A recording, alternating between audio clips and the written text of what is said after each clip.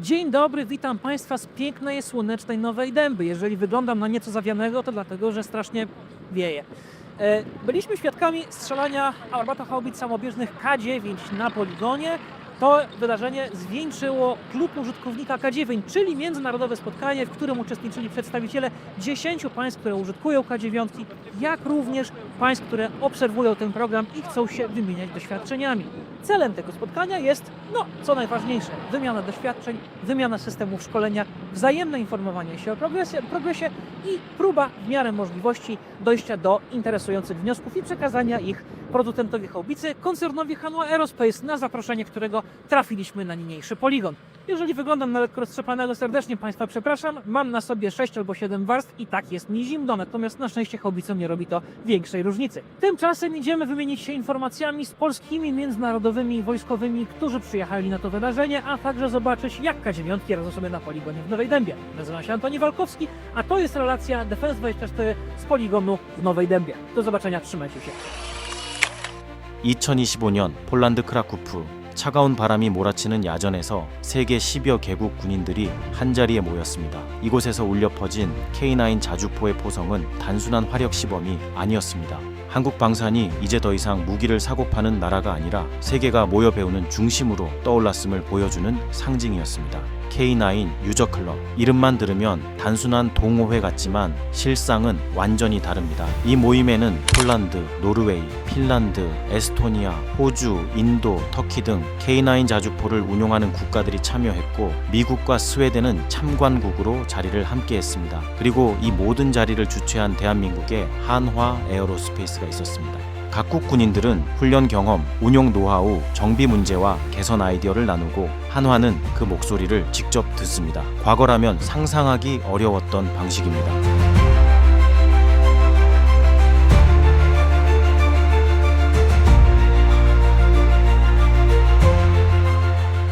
달카 대령은 이렇게 말했습니다. 유저클럽은 각국이 경험을 공유하고 제조사와 직접 의견을 주고받는 중요한 장이라고 강조했습니다.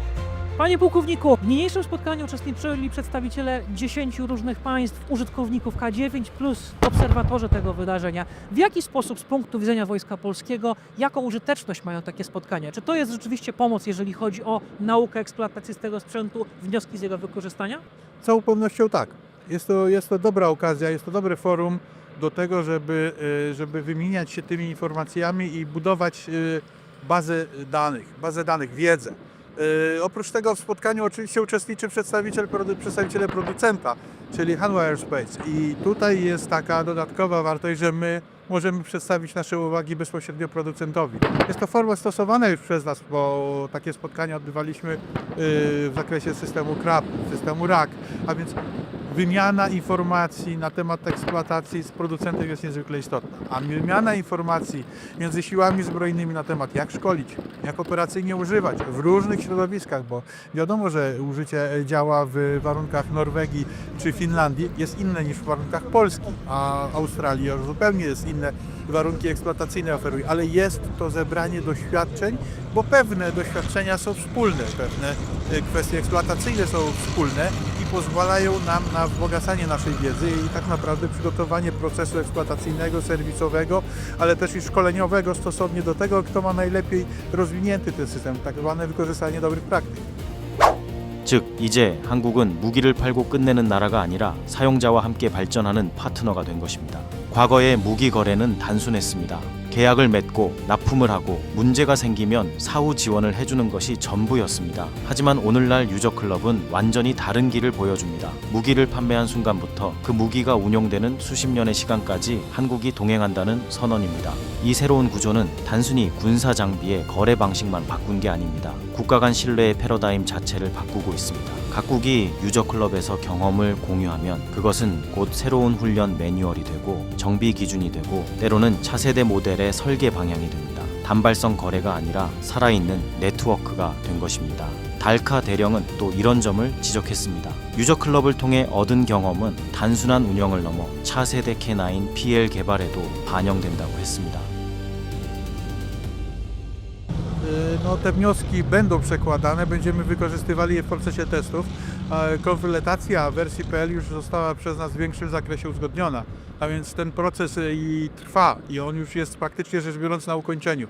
Niemniej jednak szereg doświadczeń, które zbieramy, pozwoli nam na zmodelowanie procesu testów, ewentualnie wprowadzenie kolejnych zmian, propozycji.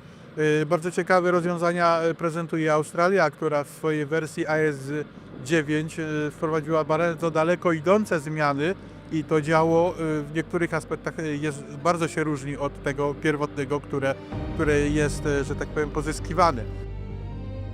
한국이 만든 무기를 쓰는 나라들이 직접 의견을 내고 그 목소리가 차세대 모델의 성능과 구조를 바꾸는 것입니다. 즉, 이제 K9은 한국만의 무기가 아니라 사용자와 함께 만들어가는 글로벌 플랫폼으로 진화하고 있는 셈입니다. 실제로 호주가 도입한 AS9은 기존 K9과 다른 개량을 거쳐 탄생했습니다. 우크라이나 전쟁에서 드러난 현대 포병전의 교훈도 반영되고 있습니다. 이처럼 유저클럽은 단순히 현재를 위한 모임이 아니라 미래를 준비하는 실험실과도 같습니다. 한국방사는 이 장치를 통해 과거의 공급자 소비자 관계를 넘어 글로벌 공동 개발자로 자리를 옮겨가고 있습니다. 이 변화는 운용국에도 제조사에도 그리고 수입국 국민에게도 실질적 이득이 됩니다. 운용국은 자국의 환경에 맞는 개선을 빠르게 반영할 수 있고 제조사는 실전 데이터를 기반으로 제품 신뢰도를 높일 수 있습니다. 무엇보다 수입국 국민이 체감하는 혜택이 큽니다. 초도 물량은 한국에서 제작해 신속히 공급하지만 나머지 물량은 현지 공장에서 조립 생산합니다. 이 과정에서 현지 기술자와 부품 업체가 참여해 수백 개의 일자리가 만들어지고 지역 경제가 활성화됩니다. 단순한 조립에 그치지 않고 현지 기업들이 부품 생산과 탄약 공급, 정비 설비 구축에 참여하면서 산업 생태계가 확장됩니다. 여기에 더해 MRO, 즉 정비 수리 업그레이드 센터가 현지에 세워집니다. 장비는 최소 30년 이상 운용되기 때문에 그 기간 동안 전문 인력이 꾸준히 필요합니다. 현지 병사와 기술자들은 한국 교관단에게 교육을 받고 이를 바탕으로 자국 내에서 지속적인 훈련과 정비가 이루어집니다. 이렇게 형성된 체계는 단순한 무기 도입을 넘어 수십 년간 이어지는 군사산업 협력의 토대가 됩니다. 결국 무기를 들여온 국가는 군사적 역량을 확보할 뿐 아니라 고용산업 교육까지 동시에 얻는 것입니다.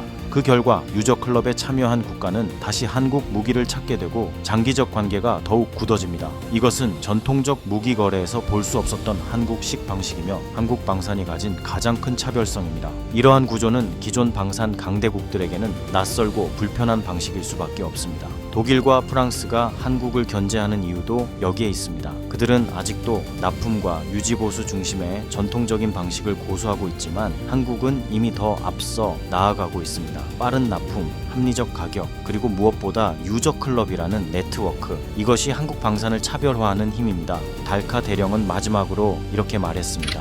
Natomiast chciałbym zwrócić uwagę, że tutaj też wykorzystujemy doświadczenia z eksploatacji na przykład samobieżnej haubicy Krab w ramach naszych sił zbrojnych, ale też i konfliktu, tejże tragedii, która się dzieje na Ukrainie. Te doświadczenia również pozwalają nam na to, żebyśmy dostosowali te rozwiązania docelowe nie do chwili obecnej, ale do perspektywy, która przed nami czeka. Sprzęt kupujemy nie na rok, nie na 2, nie na teraz, a na najbliższe 30, może 40 czy też 50 lat.